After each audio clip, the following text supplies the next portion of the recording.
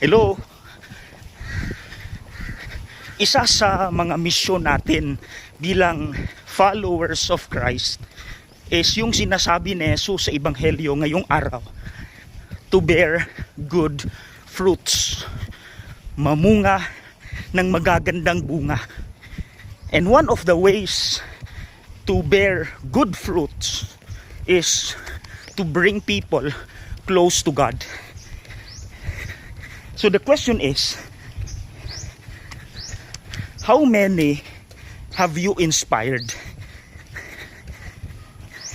Ilan ba ang nagsabi, because of you, tatalikdan ko na kasalanan ko.